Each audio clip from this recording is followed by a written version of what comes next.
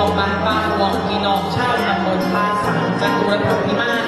ลอยเอ็ดเข็มแปดได้เมตตามองพวกไว้วางใจให้เมียดังนั้นเราหาที่เก่ากับพี่น้องยังเป็นลูกเป็นหลานขออาสาเดินหน้าเฮ็ดงานรับใส่พี่น้องมีบุญมีงานให้บอกให้เรา